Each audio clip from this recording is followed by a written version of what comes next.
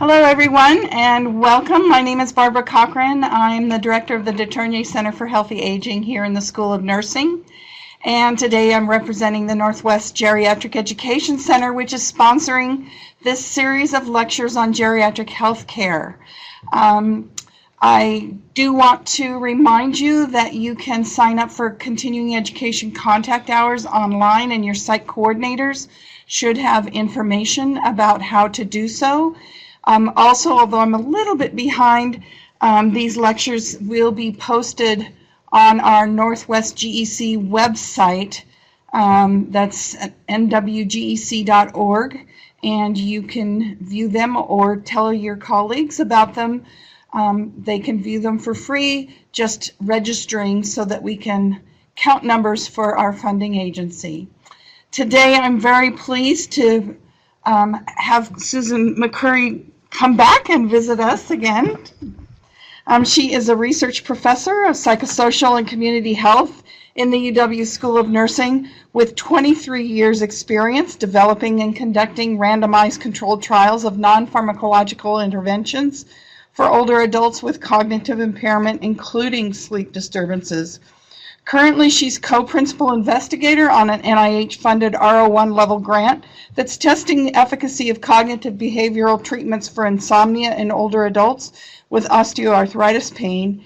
And she's principal investigator on an NIH-funded pilot randomized controlled trial testing telephone-delivered cognitive behavioral treatment for menopausal women with insomnia and hot flashes, and co-investigator on an R01 translating an evidence-based exercise program for persons with dementia and family caregivers. She developed and tested a multi-component intervention for sleep disturbances in persons with dementia known as NIGHT-AD, or do you call it NIGHT-AD? NIGHT-AD. NIGHT-AD, okay. And that's listed as an evidence-based treatment by the National Administration on Aging. She's authored over 100 peer-reviewed articles, 2 books, and a training video for family caregivers and healthcare professionals on the management of mood and behavior changes in dementia. Today she's here to talk with us about sleep and dementia. Welcome, Sue. Thank you. And remind me, Barb, if I want to use the pointer, what's the deal for the pointer? Is it this? Click. Oh, there it is. Yeah. Okay. So thank you very much. I'm happy to be here again with you all today. Second to talking about working with folks with cognitive impairment, talking about sleep is my most favorite thing. So it's quite a delight for me to join you. So, okay. So today we're going to talk a little bit about just what causes sleep problems in folks with cognitive impairment or dementia. And I'm going to talk to you primarily about the evidence for non-pharmacological interventions for dealing with sleep disturbances, and then talk about how you can strategize to use these kinds of interventions specifically to tailor them to the needs of your clients. So the first thing we're going to start out with, I want you to understand, is that sleep problems and dementia are really complicated. They have a lot of different forms, they impact caregivers in different ways, and they have lots of different things that are causing them. And if you don't understand that, then it's going to be difficult to intervene with them. So this is just an example. You know, if you go to DSM-5 and you look at the diagnostic criteria for insomnia, these are not the kinds of things that pop up. When you're dealing with sleep problems in folks with dementia, you know, anything can happen in the middle of the night, and anything not only can but does happen to someone somewhere along the line. So these are very unusual, frustrating, sometimes frightening, sometimes hilarious, but always disruptive kinds of behaviors that are happening in the middle of the night. So there's basically several categories of what these sleep problems and dementia can kind of fall into. One is classic insomnia, so people just can't fall asleep at night. Once they do fall asleep, they wake up and they can't get back to sleep. They wake up too early in the morning. They're tired during the day. So sort of what we would think of if with you and I, if we were having insomnia symptoms. But then also in dementia, there are some folks who increasingly, particularly as the disease progresses, they want to sleep more and more throughout the 24-hour period. So it's hypersomnia. They're sleeping too much. They might be engaging in a lot of motor activity at night. They may be opening drawers and pulling things out and getting dressed and moving around and folding. Or they may be experiencing hallucinations, seeing things that aren't there, hearing things that aren't there, engaging in behaviors that are frightening, trying to exit the house, for example. Sundowning behaviors, and we'll just touch on these a little bit, this sort of increased agitation at certain times of the day on a 24-hour cycle, we now think are in part a circadian rhythm disorder. So they're linked to the same sorts of things that wake people up at night. So if you look at what kinds of problems people experience when they have dementia and how it impacts caregivers, if someone's sleeping too much, well, that's not a big problem for a caregiver. What's the big problem for caregivers is if, you know, they're being awakened during the night and they can't get back to sleep, or if the person with dementia is sleeping too little over the 24-hour period, even if, you know, they're on the regular sleep cycle, but if it's only, you know, a few hours at night and the caregiver's not getting sufficient rest. Things like nightmares are very disturbing to caregivers because they're frightening for the person with dementia, and that frightens the people who love them and are trying to provide care for them. Not being able to get them up to go engage in activities. So just to understand that all behaviors at night are not equal when it comes in terms of how it affects the caregivers. So what causes sleep problems in dementia? Some of it is just age. And we'll see as we go along here and talk a little bit more about the mechanics of sleep, there's an age-related tendency for us to not sleep as well when we're older as we slept when we were younger. And this process is accelerated by the dementing illnesses. But in addition, as we age, we're at increased risk to develop primary sleep disorders like sleep apnea and restless leg syndrome, and then we have other comorbid medical and psychiatric conditions like depression or chronic pain or medications that we're taking for emphysema that might be stimulating, and many of these things have a negative impact on sleep. And as we age, we're more likely to develop these conditions and be taking these medications. There's also environmental and behavior factors, and any combination of these can happen. So, you know, the fact that a person has sleep apnea doesn't protect them from having sleep problems due to their Alzheimer's or from having sleep problems due to their cat being on the bed and waking them up in the middle of the night. So we need to consider each of these possible contributing factors when you're trying to come up with a plan for how to intervene. So the first thing is just to think about what is sleep anyway. It's something we all do, and yet surprisingly, most of us don't know very much about what sleep is. So there's two main processes that influence sleep. One is called the homeostatic process. So that's sleep need. It's basically the longer it is since you got out of bed in the morning, the more likely you're going to be sleepy. It's, you know, when you first wake up, you're rested and you don't need a lot of sleep. But 18, 19 hours later, you need more because that sleep drive has built up.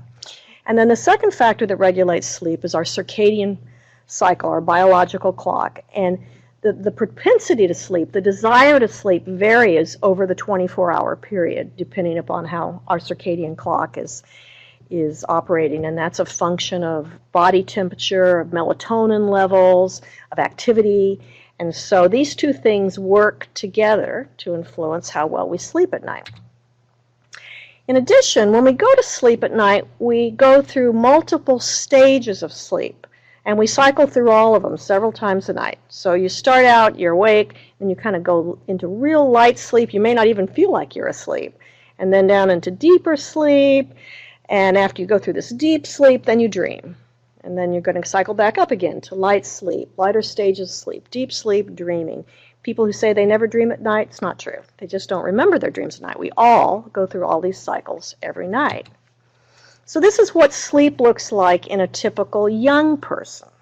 So the pink in the bottom, that's stage 3, 4 sleep, that's deep sleep. That's the great sleep. That's the sleep that when you have it, your growth hormones being pumped out, and it makes you feel rested, and we're clearing all those neurotoxins out of our brain, and it's like it's the really good stuff.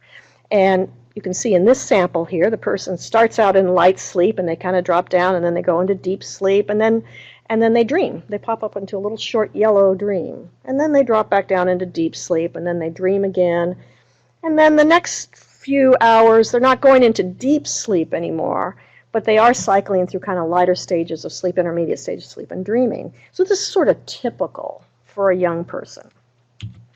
Sadly, this changes as we get older. So what happens is the delta sleep on this slide, that's the stage 3, 4 sleep, that deep, great sleep. You can see at the very bottom, it's going down from maybe almost 2 hours a night when you're young to like maybe 10 minutes a night when you're 70. So this tendency, this ability to get deep, deep, good sleep deteriorates as we age. Now we're talking about norms. There's some people who remain good sleepers their whole life and some people who have never been good sleepers their whole life. But just sort of in general, as we age, you're working against an ability to get that good restful sleep. And so that means you're spending more time in lighter sleep. So you think about the consequences of that. If you're in light stage sleep, then what happens when there's noise outside or the temperature in the room isn't quite right? It's more likely to wake you up, or you have a hot flash if you're a menopausal woman. You're less likely to be able to sleep through these things because you're not in deep sleep, you're in lighter sleep, so they wake you up. And then we're less able to return back to sleep quickly than we were when we were younger. So, again, data would suggest on average, as we age, people wake up more often. They can be awakening 40 times a night. Little light wakes, little short ones, not long, but they're waking up a lot more than they were when they were in their 30s, for example. There's a tendency as we age to try to compensate for the fact that we're not getting as much good sleep at night. And if you're retired, you have the luxury of, perhaps, if you're not super busy, of being able to kind of compensate by napping during the day. So there's sort of an increased tendency for people to nap. And that's okay, except remember that sleep drive thing we were talking about earlier. The longer it is since you slept, the more likely you are to need to sleep. So if you're getting a good 2.5-hour nap in the middle of the day, that's going to disrupt your ability to fall asleep and stay asleep at night because you're getting the sleep that you need in 2 chunks now instead of in 1. And then the circadian rhythm, this also changes, unfortunately, with age. So this is a little bit complicated slide, but if you kind of work with me here, let's see if I can get this thing here to work. So, I don't know how I'm, there. So here, this person, this is a younger person, kind of the normal phase. They, tend to go to bed about 11 o'clock at night, and then they get up about 7. That's when they wake up. So, 11 o'clock at night, their body temperature is dropping, their melatonin levels are going up, they're getting sleepy, they go to sleep. 8 hours later, they, the temperature starts rising, the melatonin levels drop, they wake up and all is well. So now, an older version of this same person finds that their circadian rhythm has shifted. In this case, it's what's called advanced. So here, the person's body signals, the temperature dropping, the melatonin rising, is saying, let's go to bed at 8. But the person doesn't want to go to bed at 8. The person's gone to bed at 11 their whole life, and so why do they want to start going to bed at 8 now? So they stay up until 11, because that's when they go to bed. But unfortunately, 4 hours later, not now at 7, but now at 3, their body temperature starts rising, their melatonin levels start dropping, and so their circadian clock is out of sync with the rest of their life, which predisposes them to wake up too early and not be able to go back to sleep. So that's bad. If you have a disease like Alzheimer's disease, what happens is the changes in the brain that are triggering these normal age-related changes in sleep are accelerated. So the neurons that regulate sleep-wake cycle, that's our circadian clock, our thermoregulation, our brain hormones, neurotransmitters, these changes are happening at an accelerated pace in someone who has Alzheimer's disease. So their sleep may look more like someone who's 80 than the 65 or 70 that they are because of the increased deterioration. And these changes are more prominent in people with more advanced dementia. Nope, trying to get rid of that green arrow now. Sundowning, as I mentioned earlier, is a very interesting phenomenon. So this is the tendency, we call it sundowning because some individuals become more agitated and anxious and confused in the late afternoon or early evening when the sun's going down. That's how it's gotten its name. As it turns out, actually not everybody sundowns in the afternoon and early evening. Some people sundown in the morning, or some people do it in the middle of the night.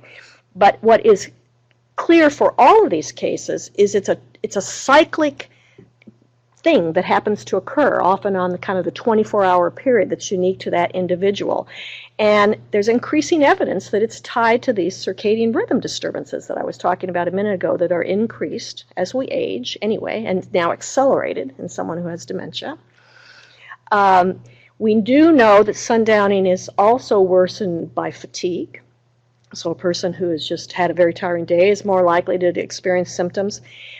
Insufficient light exposure. So in Seattle, in the northern climes, in the winter months, sundowning behaviors tend to be worse in some individuals than they are in the summertime when we have lots of light.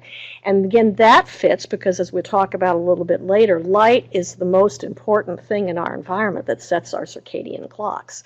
And we can use those to manipulate our sleep-wake cycles. But again, it sort of supports the idea that sundowning behaviors are, at least in part, a circadian rhythm disorder as opposed to, just something. There's also some evidence that some people with dementia are having trouble arousing from dream sleep. Rapid eye movement, REM sleep is dreaming, and that they kind of are unable to make that transition from dream to wake, and that contributes to these agitated behaviors. And interestingly, they've shown that in nursing homes, actually staff fatigue and disruptions can trigger these sundowning behaviors too, sort of supporting this idea of this contextual interaction between the folks with dementia and the world around them that we'll talk about a lot as we go along here. Parkinson's disease, I want to signal it out because it is also a very serious cause of dementia in many people, and even in folks who don't have the dementia. Virtually everyone with Parkinson's disease develops sleep problems. They've got lots of physiological things that predispose them to have trouble sleeping. They've got tremors, muscle cramps, limb jerks, increased nocturia. When they're taking L-DOPA, they are more prone towards nightmares, which can be very frightening, hallucinations, daytime sleepiness, sleep attacks. They'll just sort of fall asleep. It's almost like someone who's narcoleptic.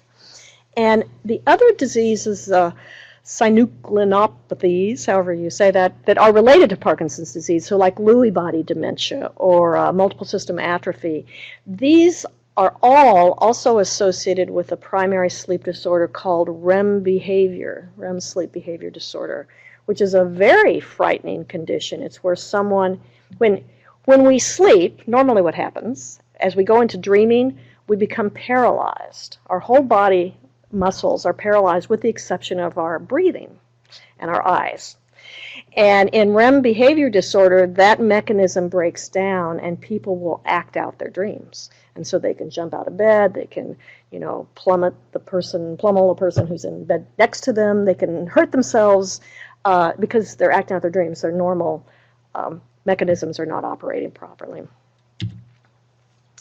So primary sleep disorders, the most common primary sleep disorder in all older adults is sleep apnea. And again, getting Alzheimer's disease doesn't protect you from that.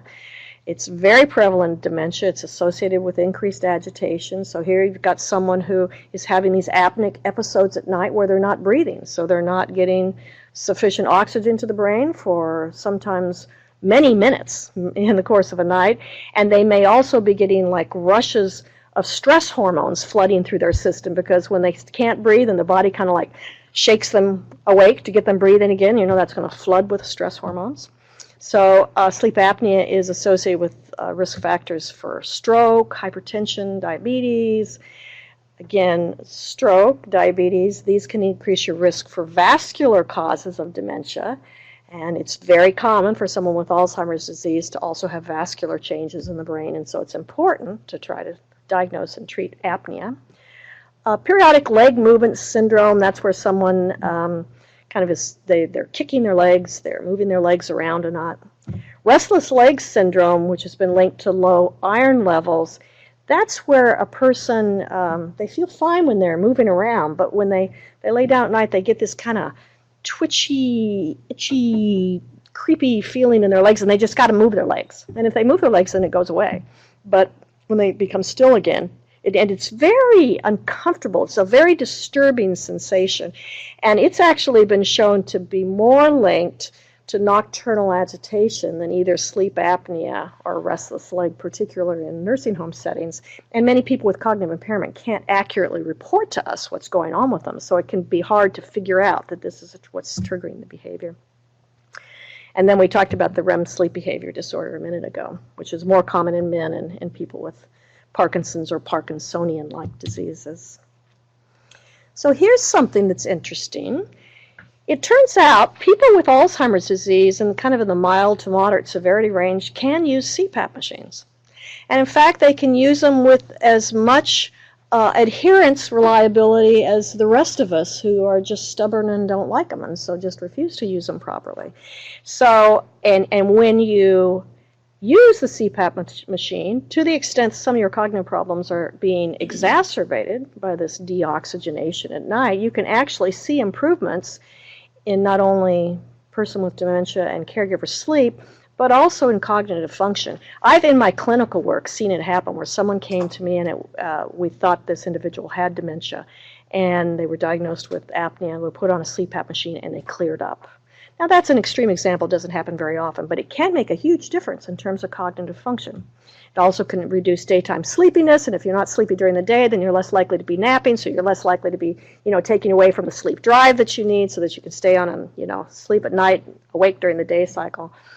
But you do need to have a reliable live-in caregiver because if someone's got cognitive impairment on their own, it's going to be more difficult to remember how to properly use the equipment and to use it, the right hours.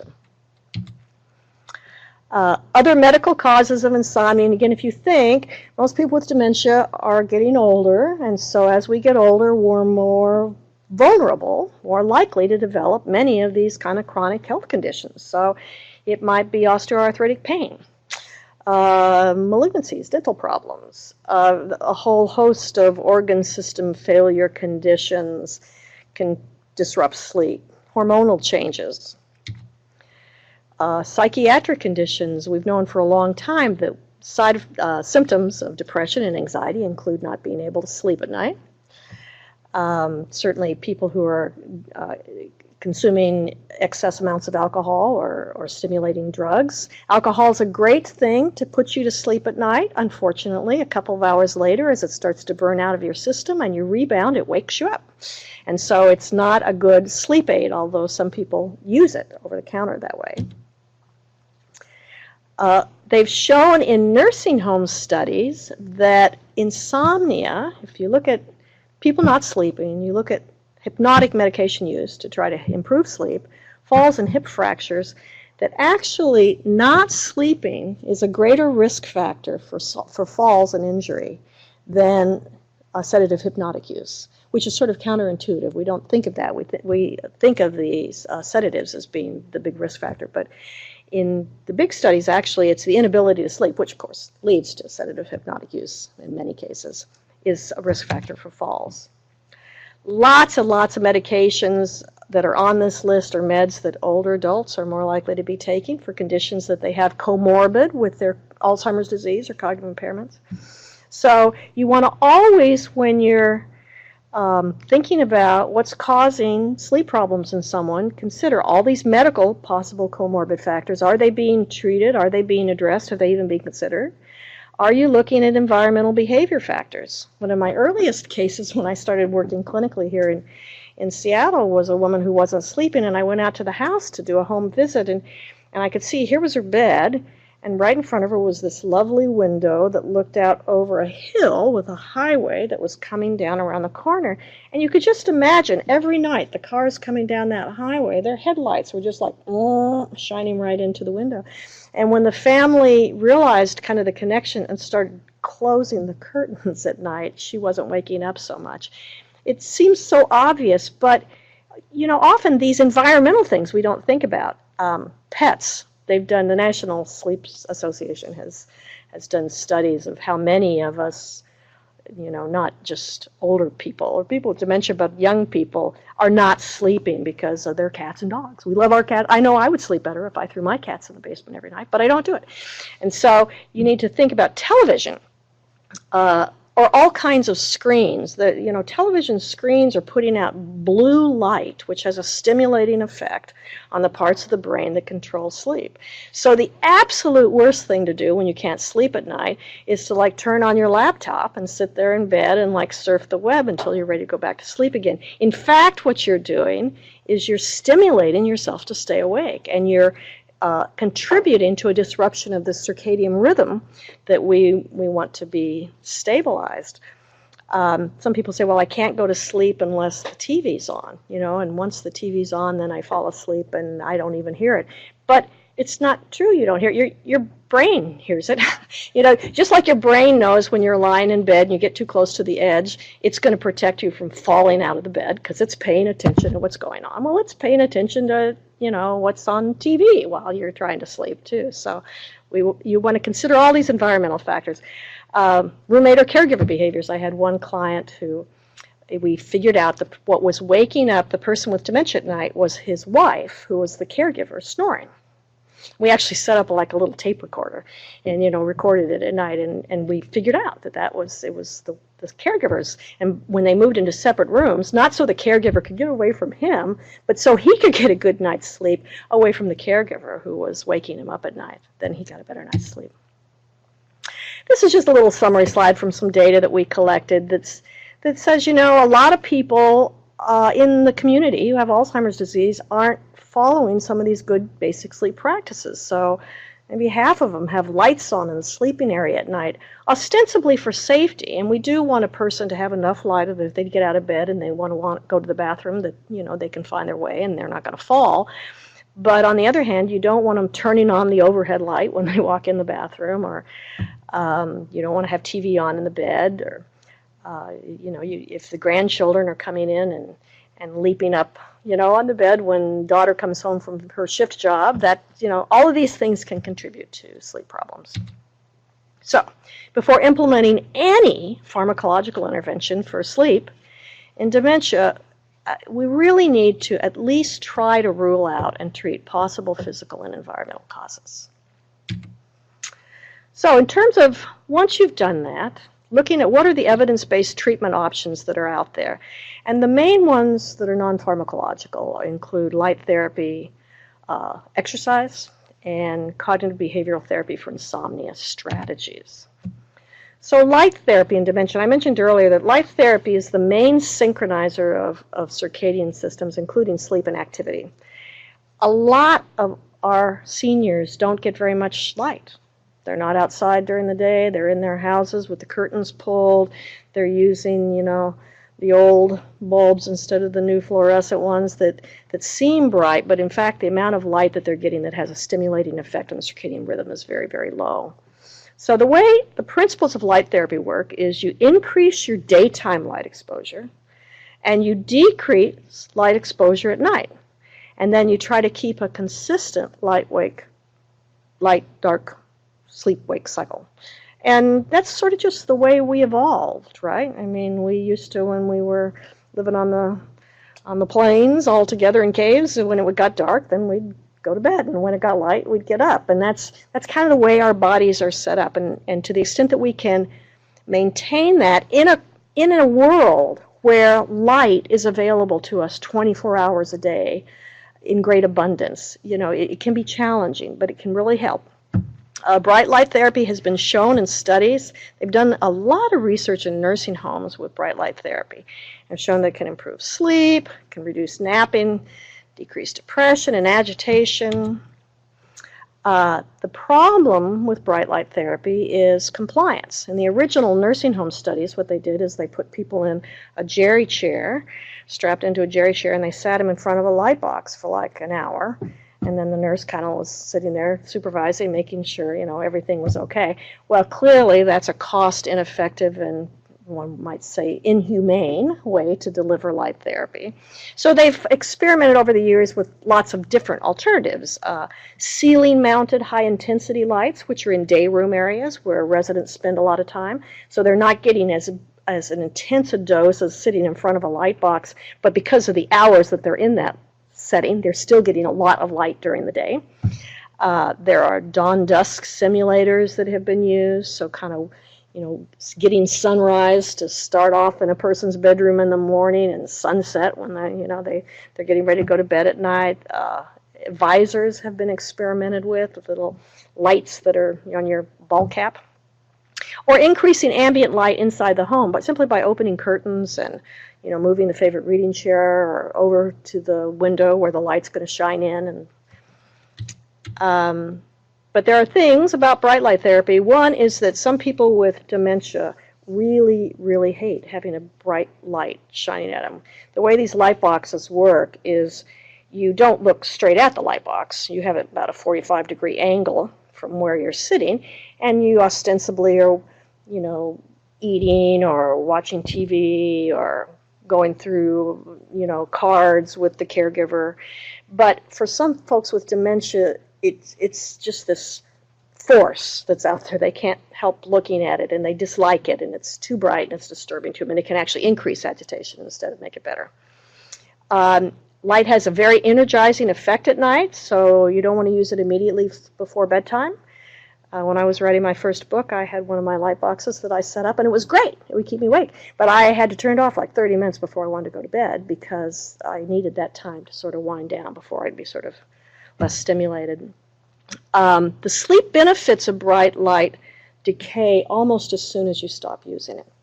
So that's, in terms of practicality, unless you've got a person with cognitive impairment who they don't mind the light and it works out perfect, you can time it to when they want to sit and watch Wheel of Fortune anyway, and there's a natural rhythm that fits in with the day. It's impractical in the sense that, if you stop doing it for a week, then you're sort of back to ground zero. You're going to lose the benefits that you've derived from it. The way light therapy works, if you have bright light at night, it tends to push your circadian clock back. So instead of advancing it, it delays it. So instead of your body now wanting to go to bed at 8, maybe it'll want to go to bed at 9. And you can use the timing of that light to push that circadian clock back.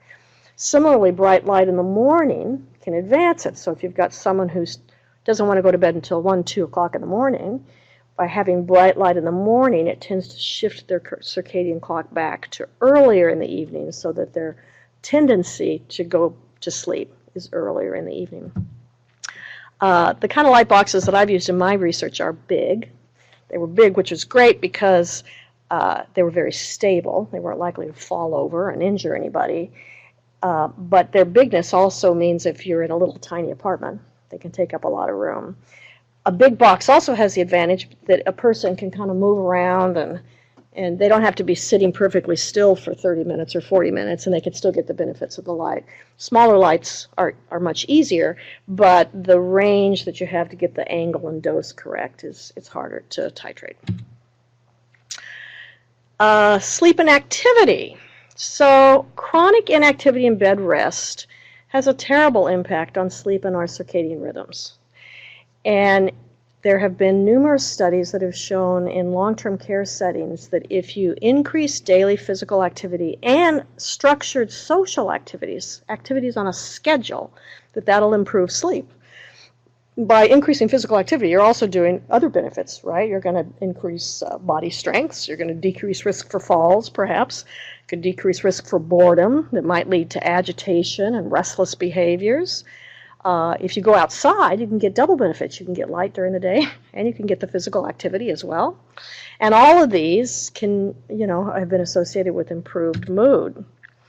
I've got a colleague, Kathy Richards, who says that in her opinion, really the most important predictor of whether someone with dementia is going to develop a circadian sleep wave activity, rhythm disorder, is their physical activity. Do they have psychosocial structured physical and social activities, or are they just sort of willy-nilly sleeping off and on throughout the course of the 24 hours? Doing exercises with persons with dementia, though, can be challenging, in part because some folks with dementia may be reluctant to try new activities. They, of course, have difficulty learning and remembering to do the exercises, so you need the help of a caregiver. We don't want people with cognitive impairment exercising independently because of risk for safety. You know, we don't want them in slippery shoes. We don't want them using weights or doing bends in an unsafe way that they might injure themselves. Some family caregivers just don't feel up to the task. They're afraid that if they take on this role of being kind of an exercise coach, that they might, you know, hurt the person, or they don't feel like they know enough about body mechanics or whatever. Or they may be themselves physically frail. You know, I've had caregivers who said, I'd love to walk with my husband every day for 30 minutes, but I can barely make it from here to the post office because of my own, you know, severe osteoarthritis. Or so they need to get additional help in exercise buddies that can help. And in some cases, exercise will increase agitation in people who don't want to exercise. In nursing homes, they've done studies trying to get folks up and engaged in social and physical activities during the day. There's in some cases, quite a bit of staff resistance to doing this for a variety of reasons, which seem sort of logical on their face. You know, it's not my job to get them in, and that's what the RT should be doing, not me. Or, you know, these are grown-ups, and if they want to stay in bed all day, they have the right to do it. Or he gets mad if I try to make him do something, and then that makes me mad too, so I'm just not going to do. Or the whole idea that, you know, the person's too sick. They're not going to get anything out of it anyway, and they need the afternoon sleep, and it's not going to make a difference, so why bother? So we really need to try to resist this. We talk in our research group about this ball and chain. I might have talked about this a couple weeks ago when I was giving David's talk for him. The whole idea that cognitive impairment is a disability, just like heart disease or any other kind of chronic illness. But when you add on top of that something like depression or physical inactivity, it's like you've tied a ball and chain to the person's leg. So the person they have like a broken leg. That's their dementia. But now you've got this extra thing that's on top of it that's making their dementia worse. And if you can cut off that ball and chain, if you can get them more activated, more engaged with life, they're going to be able to function better, given whatever level of cognitive impairment they're at. So if you want to promote exercise for people with dementia, you want to find out what do they enjoy doing in the past. You know, what kind of exercise or activities did they do? Lots of repetition, support, monitoring for safety. Always monitor for safety. I've had caregivers that, you know, love walking, and they'll go out for a walk with the person with cognitive impairment, and the caregiver wants to walk fast, and the person with dementia can't walk fast, and so they're like dragging this poor, you know, person along, which can lead to falls, or they're serious. I want to walk every day, so you know, it's 102 outside, or it's, you know, 26, and they're still taking the person out. So you have to use common sense. Safety is all important. And you need to try to find ways to make pleasant activities, the physical activities, enjoyable, a pleasant event, something that can be part of the daily routine that we can do regularly together. In my experience, trying to do exercise every day is better than trying to plan for it a few days a week. If you've got someone who's going to an adult day program, that's a different story, because that adult day program may be part of their routine, their weekly routine, and that's great.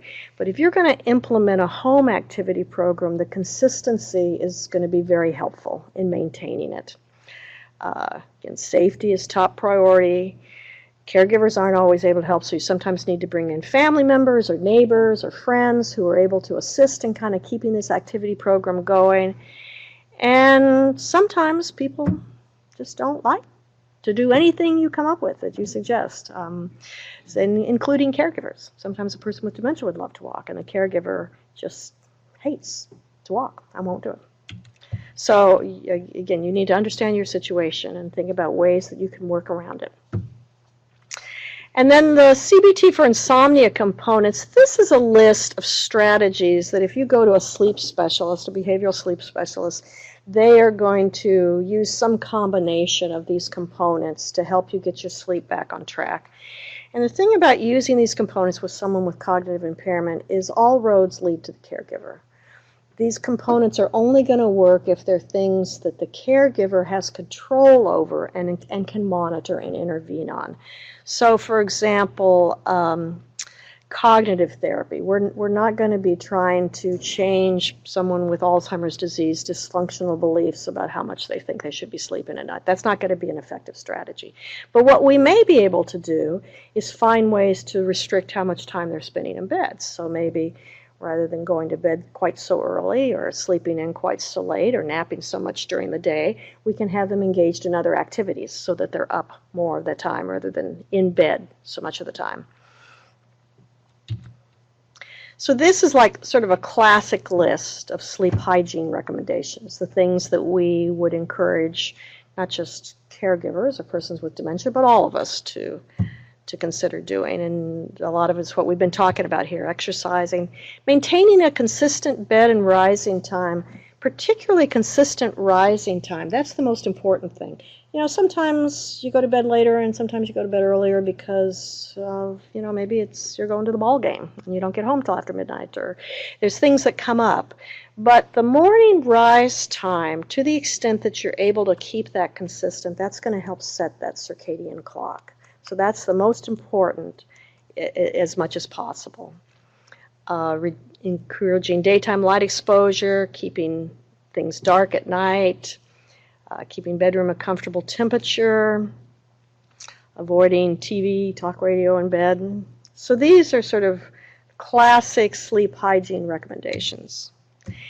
In our own research, what we've found is that if you put people with dementia and their family caregivers on a program where you introduce them to these sleep hygiene, these good sleep habits, these good sleep principles.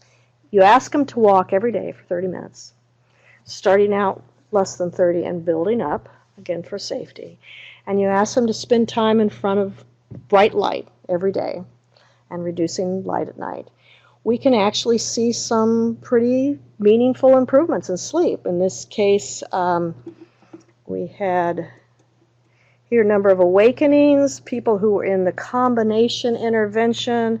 They dropped from like 12 awakenings a night to closer to 7. These were pretty much maintained. Improvements were maintained at 6-month follow-up, where you saw the controls are getting worse over time. Total wake time dropped by about 45 minutes in the treatment group. The combination treatment group, again, results were maintained at 6 months, whereas we didn't see any improvement, and in fact a little bit worsening in the control group. 45 minutes, that's you know, close to what you see in some of the drug trials with the sedating medications. So that's, you know, not a small improvement. We repeated this study several years later, and what we did is we tried to parse out the different components. So, you know, is it the walking that's making a difference? Is it the behavioral good habits? Is it the light exposure? And what we found in the larger study was actually all of these things, whether it was walking or light exposure or a combination, all of them improved sleep by about 30 minutes. Didn't do quite as well as we did in the original pilot compared to a control. But the results didn't hold as well at 6-month follow-up as they did in the original pilot study.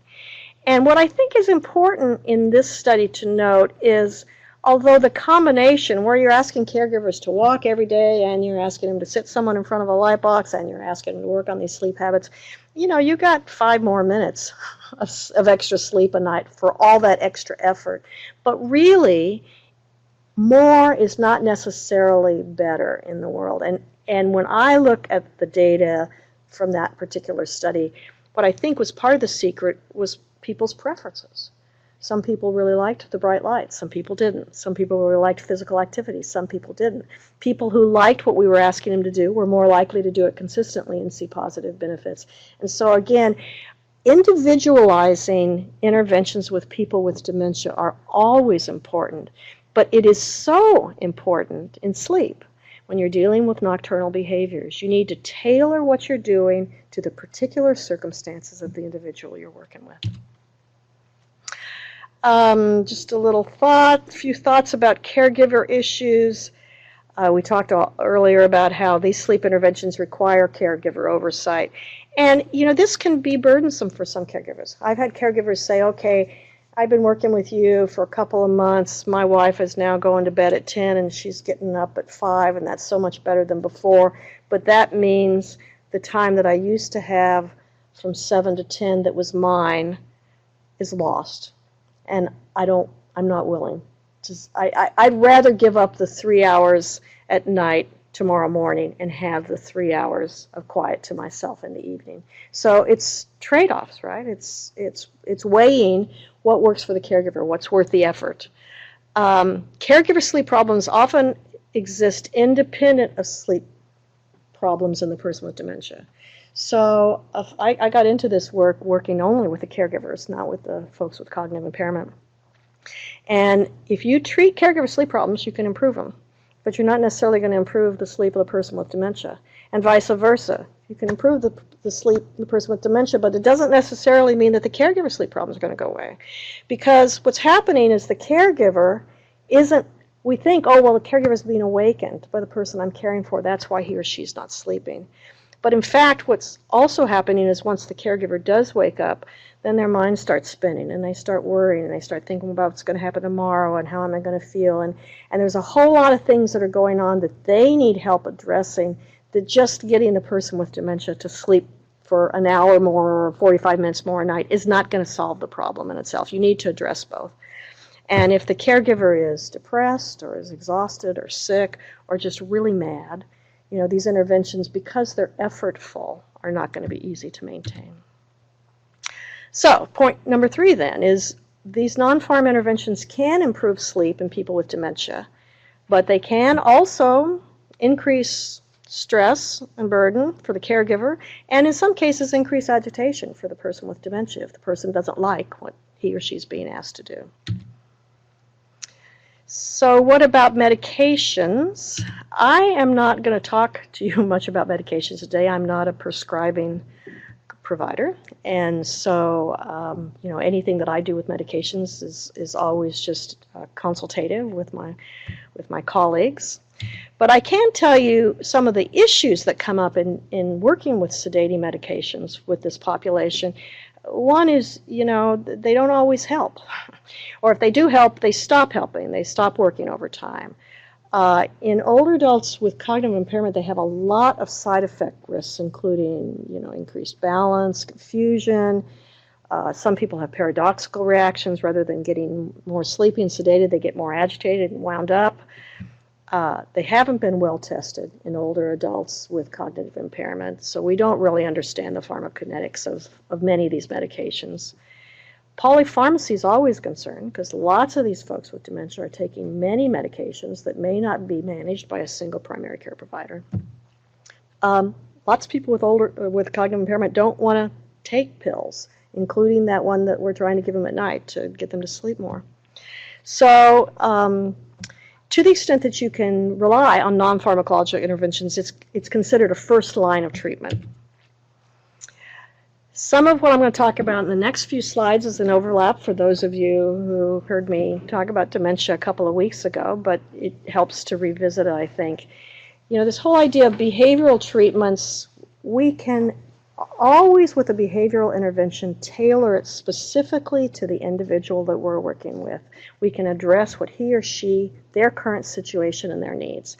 And this is very empowering for caregivers. When a caregiver has a successful experience of figuring out a strategy that works in eliminating a problem. I had a caregiver tell me once, so her husband was always getting up at night. He was getting up about like 2 in the morning. And she said, one night, he got up last night, and I said, Joe, what are you doing? And he looked at me, and he says, well, I'm on watch. And she remembered that he had been a merchant marine for decades. And what had happened as his dementia progressed was he was falling back into the cyclic rhythm of sleeping and waking that had been his pattern for many, many years. And she was just exasperating. She says, well, go back to bed. He says, well, who are you? And she says, listen, honey, it doesn't matter who I am. I outrank you, so go to bed. And he turned around and he went to bed. And I just happened to be seeing her the day after this event happened. And not to say that she was, every time he got up at 2 o'clock in the morning, now going to use the same line and it was going to make him turn around and go to bed.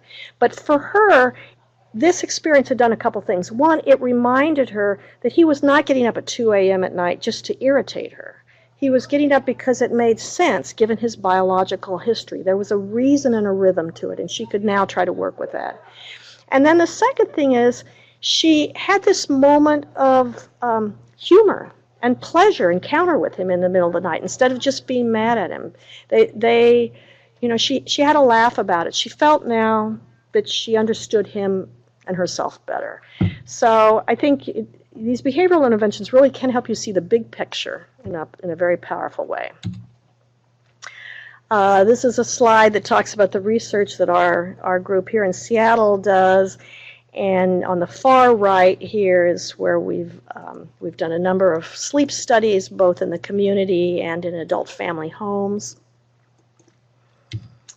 Talking about creating individualized sleep plans.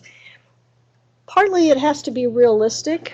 We got improvements of 30, 45 minutes in our clinical trials. We did not get people who were going from being up 10 times a night to sleeping like a baby from 10 to 6 the next morning. That's sometimes what caregivers want. They want something that is unrealistic, even if dementia was not part of the picture. So part of it is being realistic, what you can expect. To understand that all behavior is meaning and purpose, just like, who I'm calling Joe, getting up at 2 a.m. He was getting up because he was on watch. He wasn't getting up just to be a pill. He was responding to what was happening biologically with him. We want to look for activators of nocturnal awakenings. We'll talk about that. The value of keeping a sleep log, I can't emphasize that enough. I was doing this sleep work back when I had a toddler who was not a good sleeper, and I have to admit I did not like keeping sleep logs, even though I knew how useful they were. So I'm sympathetic with caregivers who don't want to do that. But a caregiver will say to me, he never sleeps at night. And if you keep a good sleep log for a couple of weeks, it may turn out that, in fact, he's up 3 or 4 nights a week. Well, that's interesting.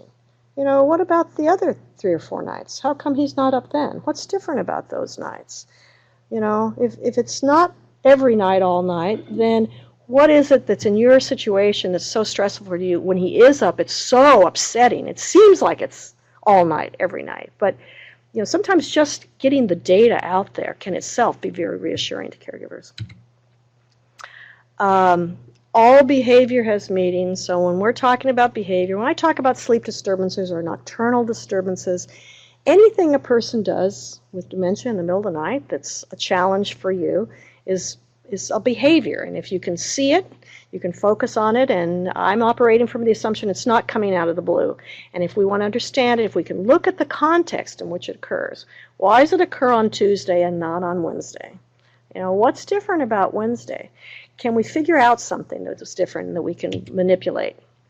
So again, we're looking at the ABCs of behavior change. For those of you new to this, the B is the behavior, the target of interest. What is the person with dementia doing? Joe's getting up at 2 in the morning. It's only his wife's around. She always comes across him standing in the kitchen, starting to mess with the pans, doing something. It's usually around 1, 2 o'clock in the morning. So you want particular details. What's the behavior of concern? Who, what, when, where is it happening? Kind of the 4 W's. And then what happened before? Sleep disturbances are very tricky when it comes to this ABC process because often the caregiver's asleep and doesn't have a clue what happened before. You only know that the last time you saw Joe, he was in his bed and you were in your bed, and now you awaken. And so you don't necessarily have as good of access to the activators before awakenings. But you can still look at kind of the timing of things and the frequency in the days.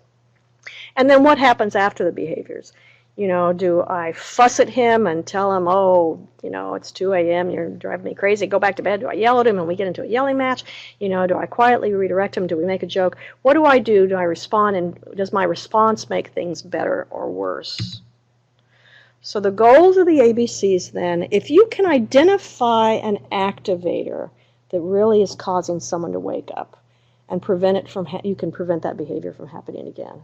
So if what's waking the person up is the wife snoring, and you can remove her from the room safely, because he needs, whatever amount of supervision he needs, but if you can remove her so that snoring is not waking him up, he may start sleeping through the night better.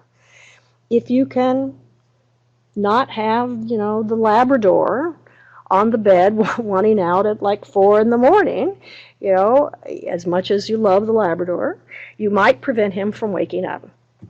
Similarly, if you can change your response, if you can change the consequence side of things, the way we respond to behaviors with people with dementia tend to either make the situation better or worse. So if I'm responding in a way that's escalating the situation, causing the person to get more wide awake, causing them to get more agitated, causing us to get into a battle, that's not making the situation better. If I can respond in a different way with a different tone of voice or a different kind of redirection that's not going to escalate the situation, then the behavior may not last as long, it may not become worse, it may reduce the frequency of it happening in the future.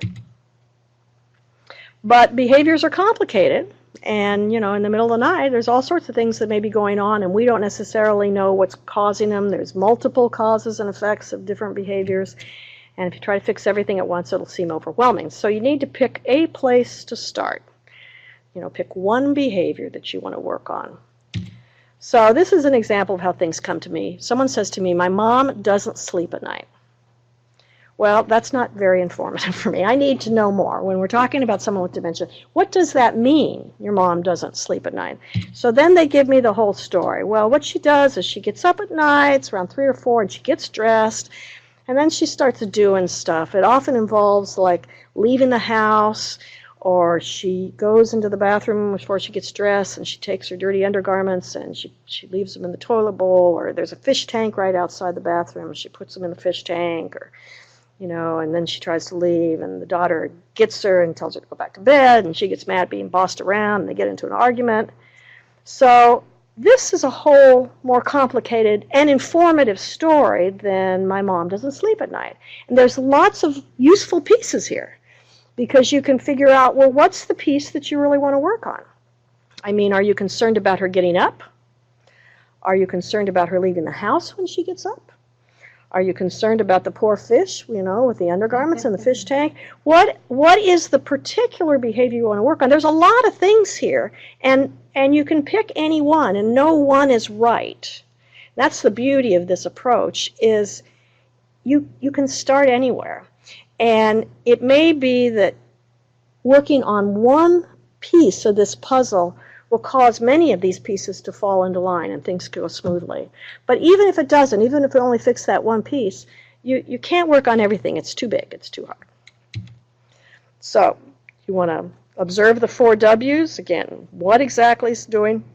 You'd think saying what exactly is happening would be easier than it is. But in fact, this is almost the most tricky part of doing the ABCs, is defining the behavior. So we don't want to be using words like, oh, she just doesn't care about what I think, or she's just not trying, or kind of evaluative, interpretive words. We want to describe specifically what she's doing, be very concrete, and then look at who's around, where's the target behavior happening, when and how often is it happening. There's lots of times people with dementia, and those of you who work with this population know this experientially, where they'll have a problem behavior that happens around one staff member and not another. The one person at the adult family home on the days that she's there says, Mrs. Jones sleeps like a champ. I never have any trouble with her at night.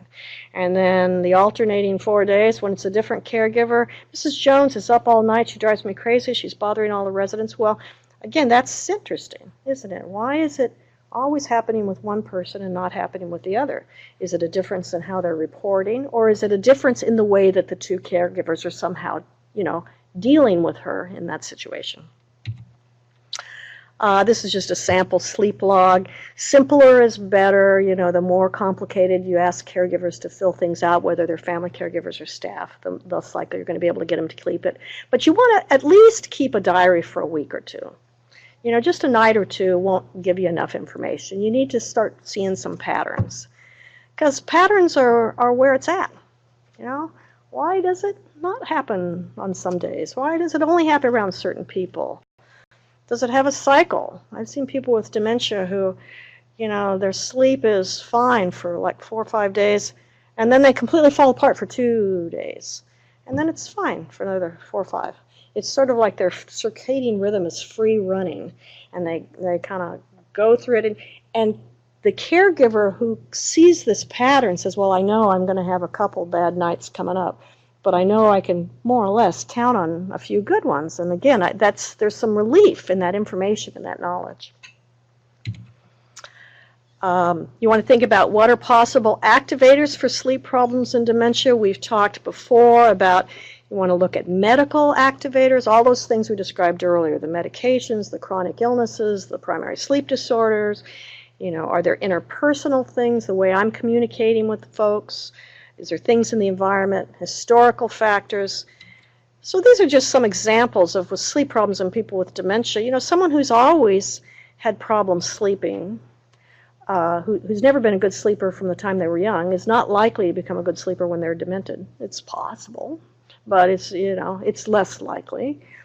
Someone who for 25 years, you know, was on watch as a merchant marine may fall back into that pattern, just like people with dementia tend to, if they're not native English speakers, may fall back and become more comfortable speaking their original language that they learned as a child. You know, there's sort of a reverting back. So this is not an exhaustive list, but just to illustrate, you want to think about medical, historical, environmental, interpersonal. Someone, I had an adult family home worker tell me once that, you know, he had a terrible time with someone moving into his home until he realized that her difficulty was she had never, in like her 90 years practically, slept in a room alone. She'd come from a big family, and she'd had a husband that she'd been married to forever, and now he was gone. And now she was in like this single room that the family thought was going to be really nice for her, you know, kind of give her some privacy. But in fact, it just sort of freaked her out because she wasn't used to being in. And when they moved in a roommate, there was someone else in the room, she started sleeping okay. So again, it's sort of historically what people are accustomed to. We want to look at the larger context. Shift work, traumatic events. Someone who has been traumatized, had a house break-in and been raped, may become very frightened in an unfamiliar setting at night. Someone who's always been an early riser may fall back into being an early riser. You want to look at communication, interpersonal style. You know, how we communicate with people with dementia is so important. How we communicate with everybody is so important. I mean, I'm doing better with my husband when I'm communicating well with him, and it's absolutely true. As people with dementia become more impaired, they become hypersensitive to nonverbal cues and to the message that we're sending. Approval, criticism, rejection, irritation, they really pick up on these clues. And so what we want to do is make sure if we're having difficulty with some of these problems, including at night, when someone gets up, you're not necessarily at your best. You're awakened out of a sound sleep, and you're tired, and now you're having to deal with someone who wants to go to work, even though, you know, they retired 20 years ago. That can be irritating. And you may not have your smiley face on and your nicest tone of voice. But to the extent that you can work on communicating in a positive, pleasant, supportive way, you're going to decrease the likelihood of the situation escalating. I love this quote by Maya Angelou. People will forget what you said and what you did, but they'll never forget how you made them feel. Again, I think those of us who work with folks with dementia know absolutely that is the truth. They may not know who you are, even though you are his wife, but he knows whether you're the nice lady that usually lives here or for some reason today a mean one has come and taken her place and is like helping him with his breakfast. People with dementia are very responsive to kind of the emotional tone. Another way to think about it, I like acronyms, and I sort of think just in terms of being polite. There's all these pieces that go with the polite acronym, but just the term itself. If we treat people with dementia with the courtesy and the respect and the tone of voice and the appreciation and the humor that we would like ourselves to be treated if we were having a bad day, if we were having a difficult time, even though it's 2 in the morning, then things are going to go much better. So in the case that I was talking about earlier with the fish tank, so this was actually a case I had in one of my research studies where, so the mom was getting up at night, she was engaging in these inappropriate activities once she was up. She'd get upset with her daughter who was trying to boss her around, get her to go back to bed. So the daughter, when she looked at activators, what she could figure out about the activators, it was about the same time of night, every night, which sort of suggests maybe this advanced circadian rhythm, doesn't it? That there's something kind of about maybe her body chemistry that's causing her to wake up at that time. It's almost every night. She's always alone in her room when it happens. What we did notice is that the mom's bedtime was quite variable, sort of depending on what was going on in the family. So sometimes, mom would go to bed at 7:45, and sometimes she'd be up to 10:15 or so. So there's a lot of variability in the bedtime. And there's a lot of sort of dozing off during dinner prep. Daughters come home from work and the granddaughter's in the house, and there's a lot of hustle and bustle, and so mom's just sort of in the chair kind of snoozing. Then once she does get up at night, the daughter scolds her and argues with her, and they get into this kind of backing and forth. So we started doing some brainstorming. Well, what could you change? So the way the ABCs work is you look at what happened before the problem behavior, and we just listed those things. These are happening before the problem behavior. Is there anything in what happens before that you could change? That's changing the activators. And is there anything that happens after the way you've typically responded, changing the consequences, that you could do differently? And we just want to put as many ideas on the table as possible. ABC problem solving, it works best when it's like you don't hold back. Come up with wacky ideas. Caregivers have told me many times an idea that they had for solving a problem that I just thought was dumb. And they'd have a list of like 9 of them, and I'd say, so which one are you going to try this week? And they'd say, I'm going to do the dumb one. They'd pick the one that I just knew didn't have a chance. And I'd come back next week and it worked great. It worked like a champ. Because caregivers know a lot more than I do about their situation and the person who they're caring with. But often it isn't that there's the right answer. Often what matters is that you're doing something different other than what you've been doing that hasn't been working all along. You ever seen that book, the Who Moved My Cheese, about the rat, goes, you put the cheese in one corner and goes to the corner, and then you move the cheese, and the rat, after going to the corner a few times, will start looking around trying to find the cheese somewhere else. So people don't do that. We'll keep going to that corner forever because mom told me that's where the cheese was going to be, or the cheese has always been there for the past 30 years, so by gum, it's going to be back there. We need to kind of be creative and just try something different sometimes. So this is a list of ideas that we came up with. So one thing, she was going to check with the doc and just see if any mom's medicines were waking her up, or is it possible that some of these stimulating medications, or that maybe this diuretic could be given in the morning instead of at night, or is there any medication change, or something that's not being treated, physical pain. Maybe alarm the outside door, so if mom does try to exit, daughter hears her. Try to intervene and cut back that evening napping that's going on at dinner time. Move the fish tank somewhere else. So at least if the undergarments wind up in the toilet, that's okay, but they're not in the fish tank.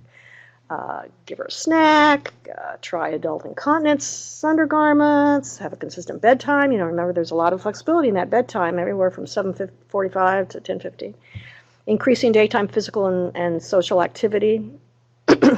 Checking out a weekend a month and day by day a nearby respite center to just give the daughter a break at night. So as I've been saying, any one of these would be perfectly fine to pick. And I would say to the caregiver, you don't want to pick 5 of them because that's going to be too much to do in the next week. And then if you do them, you won't know which one made a difference. So let's just start with 1. Pick 1, maybe 2 things, at the very max that you can change.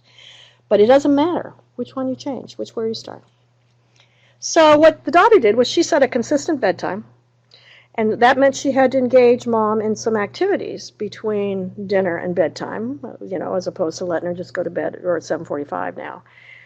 But she did move the fish tank, and she started Mom in an adult day program several days a week.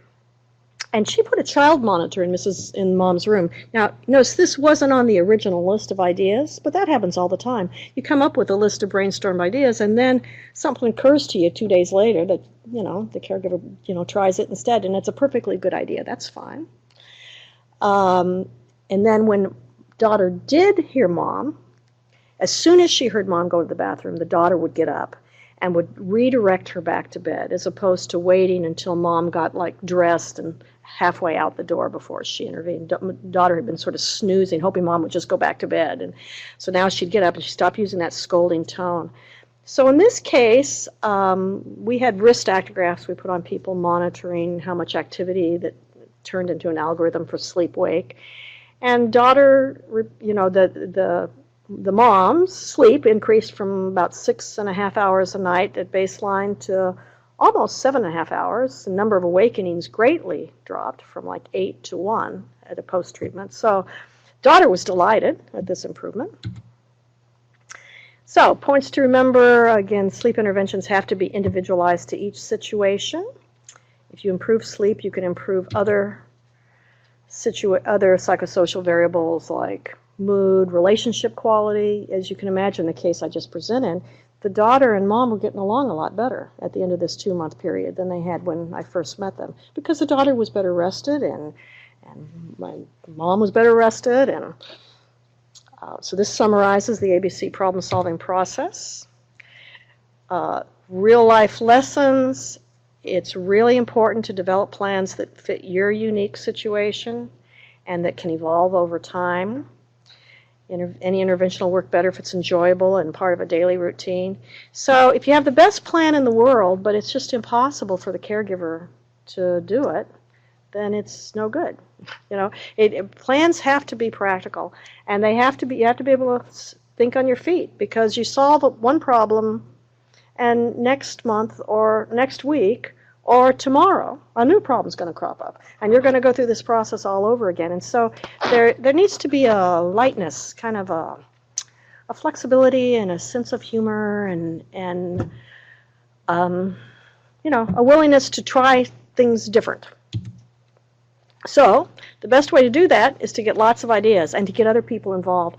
I really encourage caregivers to ask their kids, to ask their siblings, to ask their church friends, to people just help me come up with a list of ideas of, let me talk through with you what he did and what was happening before and what I did afterward. And let's come up with a list of things we might change, things we could try. And you'd be able to come over on Saturday, once a month, and take him for a walk rather than let him sleep. This is the time he wants to snooze on Saturdays. That'd be great.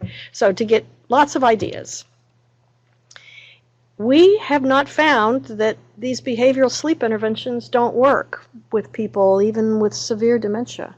And this is a surprise to me. I told you I got into this working with sleep and caregivers. And when I went to get my first NIH grant, I was talking to the program officer, and he says, well, why don't you do an intervention with people with dementia? And I said, well, but it'll be too hard. Because I really believed that because of Alzheimer's disease and the changes in the brain, that these nocturnal disturbances were driven by the medical condition, and that these non-pharmacological interventions wouldn't work. And it was a great pleasant surprise to me to find out that it's true. People have a brain disease that's influencing their ability to sleep, but they also have snoring spouses and pets and bad sleep habits. And, they have a lot of these other things that are affecting their ability to sleep just like we do. And if you can intervene on those, you can often make a powerful difference. Just handing caregivers a list of sleep hygiene suggestions, that won't do anything. a lot of people just aren't going to do any of these interventions. You know, some people don't like to walk, some people don't like lock boxes, some people will not put themselves on a sleep schedule or there's a person they're caring for. Caregivers don't want to do anything that's going to rock the boat. If doing an intervention like this is going to increase agitation and upset in the house because every time my wife wants to go take a nap, I'm not letting her and she gets mad, then that's not going to be a good solution unless you can find a way to keep her awake without getting her mad. So it can be challenging. Sometimes, I've seen in my own work, caregivers will say, he never sleeps. We put the wrist actigraphs on him. Turns out he actually sleeps pretty well, but she's not sleeping at all. So what's going to happen here in the real world clinical setting? She's going to go to the primary doc and she's going to go, Doc, my husband has Alzheimer's disease and he never sleeps. And the doc's going to say, that's terrible, that happens. And he's going to give the person with dementia a sleeping pill. And what my data suggests is not an insignificant amount of the time. In fact, the person with dementia isn't the sleep problem. It's the caregiver who's having the problem because of the stress and burden and depression and physical health and strain and all the things he or she is experiencing. So it's important to know that these problems, they can co-occur, but they can also occur independently, and the stress and difficulty of dealing with the situation can make caregivers inaccurate reporters sometimes. So again, all the more reasons why it's important to try to understand the situation as best you can before you intervene. Behavioral treatments, they are not crisis interventions. I had a caregiver tell me once she woke up in the middle of the night and her husband with dementia had a sharpened pencil poised about to poke out her eye. Okay. That's not the time to do ABC problem solving. That was the time to call 911, which she did.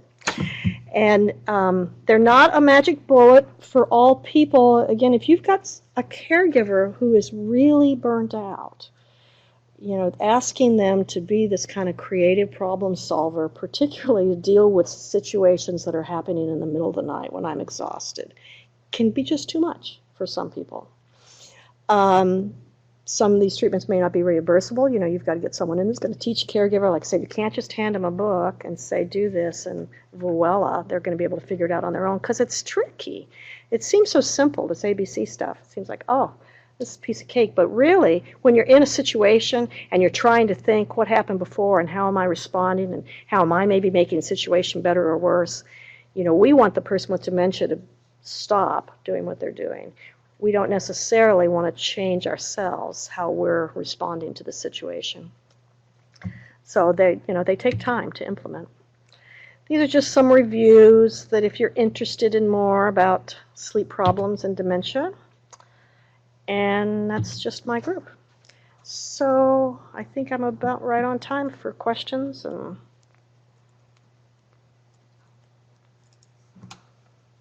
So I think I'm done. They need to turn on the chat room. We can get that. Are there any questions here in the room? What about trekking poles for your walkers? Trekking poles. Thanks for the reminder, Barb. So the question was, what about trekking poles for your walkers? I actually have never had anyone that I've worked with use them. And I don't know if that's just been because nobody's thought of it.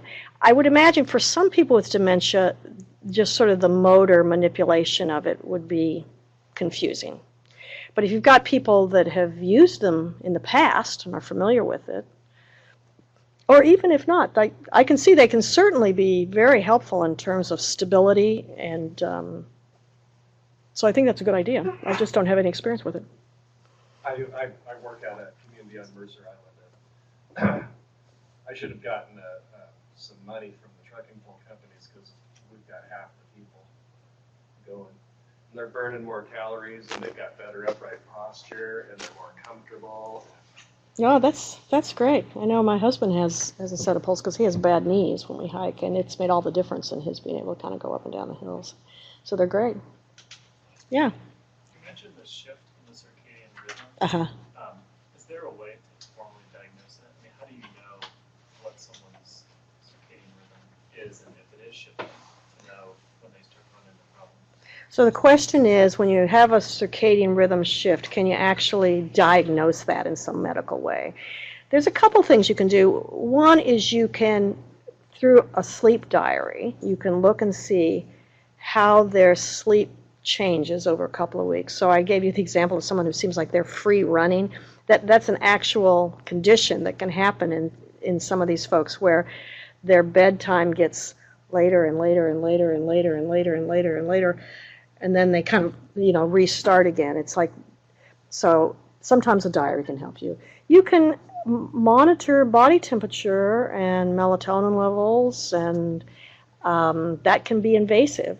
It's not easy to, we're not going to be given rectal thermometers to folks with dementia to kind of monitor that, but you can actually look and see where their midpoint, their acrophase of their circadian rhythm is, and that'll tell you if it's much earlier or much later in the 24-hour period than would fit in easily with the rest of us. There are adult day programs that are springing up now all over the country. I think they started in New York City, but where they're only open during the night. And so if you've got someone who is completely day-night reversed, they're up all night and they're asleep all day, you can take them to the adult day program just like you would take them to one during the day. And they've got activities, and they've got meals, and they've got staffing, and everybody's having a good time. And then they come home in the morning and sleep all day.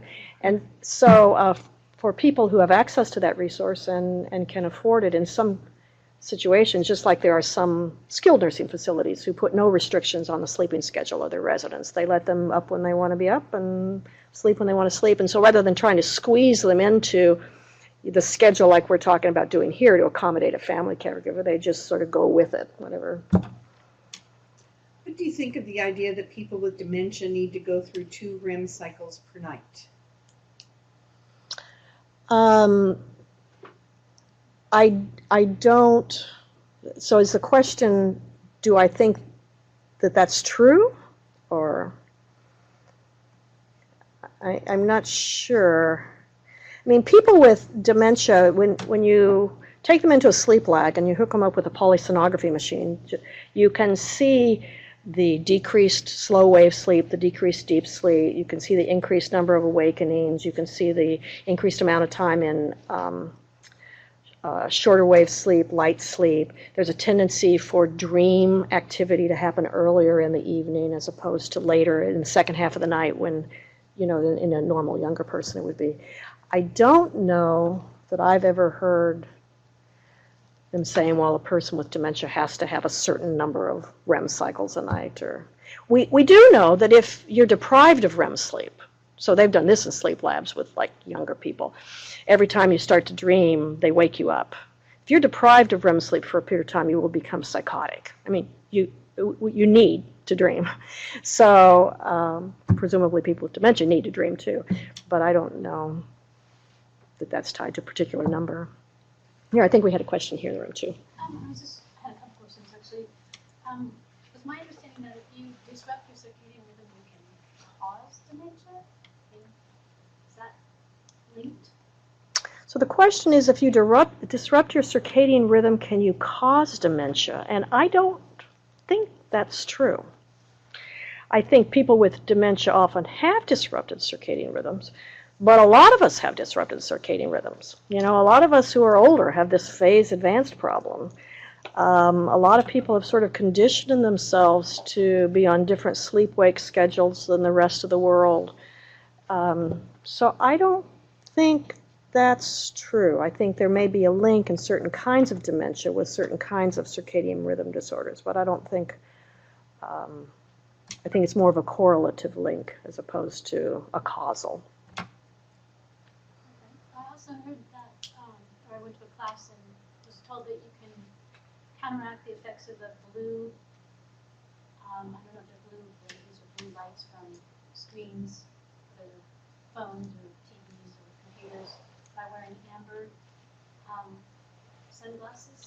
So the question is, can you counteract the blue light effects with certain kinds of sunglasses? And the answer to that is probably yes. But, you know, to tell you the truth, wouldn't it just be better to put the screens away? I mean, really, we have our screens on so much of the time anyway. Maybe what we need is to not have them on at night all the time. So is it possible to get copies of the 2 forms for keeping records that you have on your slides? The 2 forms for keeping records. So let me see. So there was a sleep diary. Yeah, I think you had one about problem solving through the sleep issue or something. Yeah, if I would say whoever's asking that, Kenny Lake? if you could email Barb and let her know specifically which forms you want, I'd be happy to send them to you. No problem. And Fairbanks Pioneers Home says on slide 18, talking about people acting out their dreams, is the person still asleep when they act out the dream, or do they believe the dream is reality and they do not know they are awake? No, they are asleep. They are asleep and dreaming. Missoula says, is anyone using the health activity monitors such as Fitbit to monitor sleep patterns in patients or caregivers? You know, people are starting to use all sorts of these activity monitors now. I haven't seen one specifically with the Fitbit in Alzheimer's or dementia or caregivers, but there was a paper came out in JAMA just like last week where they compared a whole bunch of different activity monitors, a couple of versions of the Fitbit and some of the Fitbit apps on the phones, and like a whole bunch of them. And they had young people, I think, running on treadmills, and research assistants were counting their steps, and then they were comparing what the research assistants actually counted to what the device's activity monitors said. So there's a lot of interest, and what's nice about these things like Fitbit is they're relatively cheap compared to traditional actigraphy. Unfortunately, they're not well validated in terms of the scientific literature, so we don't always know what the algorithms are for how they're computing their data. But I think you're going to see more and more of it, because the thing with activity monitoring people with dementia is, again, they don't always like to wear these things. They don't like to have something on their wrist they don't know what it is, or around their neck.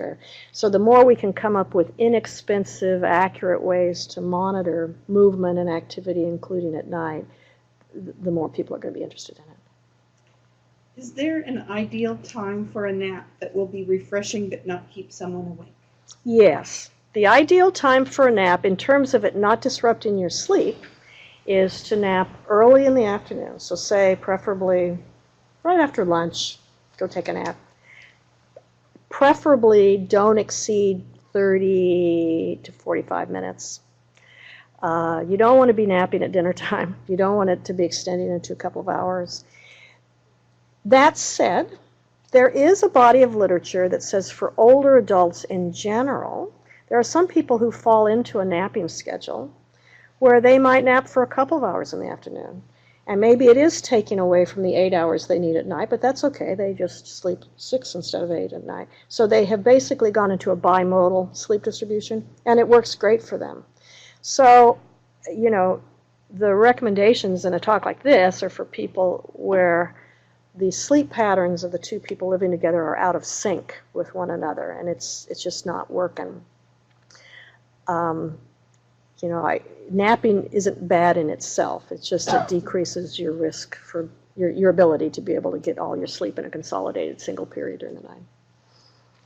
Would it be possible for someone in Alaska to contact you for a consultation? It would be possible. I would say, I think, was my email on the cover slide? No, I can't remember either. I guess, you know, we'd have to see what the consultation would involve to know whether I'd be the best person to do that.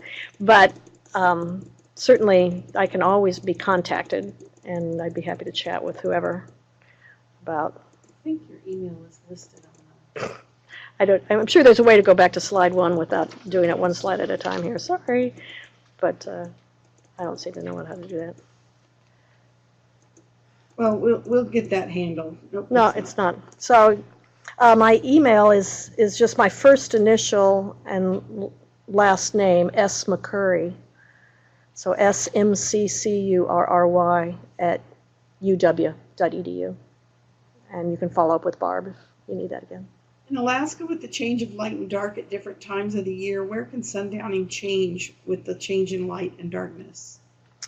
Well, that's a very interesting question because, again, there is some evidence that sundowning is worse in places that are dark during the afternoon and evening period, and then it improves during more light. I haven't actually seen any studies about circadian rhythms in Alaska, but that would be fascinating because I know a time I've spent in Alaska, it's not only really dark in the winter, but it's really light in the summer. I mean, you just don't want to go to bed at all. And it would be interesting to know how kind of folks who are prone towards sundowning behaviors respond to not only, the dark, but the light. But I'll ask my dad this summer. I don't have any data to support that. I don't know. How do you identify your circadian rhythm? Well, the cheap and dirty way to do it is you keep a sleep log. So you look at what time you go to bed and what time you get up. And presumably you're going to bed when you're sleepy. If that's the case, you're not going to bed at a certain time because that's what time you have to go. But if you go to bed when you're sleepy and you get up when you're awake, then that's sort of a cheater's way of knowing. Chances are when you're sleepy is when your body temperature is dropping and your melatonin levels are rising and your circadian rhythm is sort of telling you it's time to go to sleep, and vice versa on the rising. That's not a perfect tool, though, because of the things we talked about earlier, that we are a creature of our habits. We often go to bed based on what the clock says, not by whether we are sleepy or feel like we're awake to get up. And so really, if you want to truly know your circadian rhythms, you need to go through to have body temperature and hormone levels monitored over, like in a sleep lab. Of course, they can do that. And Any other questions here? I do. About the dawn simulator studies. Mhm. I have a dawn simulator, and I didn't think they were making them anymore. I don't know. Are they still available? And is that something you used in your own study, or is that somebody else's? Well, that's a good question. I'm sure they still make them. There is a website, and I don't have it at the top of my hand, but I could get it for you, where there's links to all of the light box manufacturers, or many of the light box manufacturers around the country, where you can go to their websites and see all the different products that they offer. And they have used dawn simulators in research studies in nursing homes. In fact, we at the University of Washington, Margaret Diamond, I think, because I was going to use one of hers in a study with adult family homes, and I couldn't figure out how to attach these big giant things to like the walls of the adult family home rooms, and wound up not doing it. But there have been some data that shows that they're useful with people with cognitive impairment, but not very much. So I don't know how strong those studies are. They were small, and I think they're really great for people with depression too. Yeah, they are they're good for depression, and they're kind of a kinder, gentler way to get your light therapy without having to, sit for a timed period of time in front of them. So they're nice, particularly in, again, these dark areas in the wintertime when you can kind of get sunlight in your room that time of morning. You don't have to wait. Thank you, Sue. You're welcome, Barb.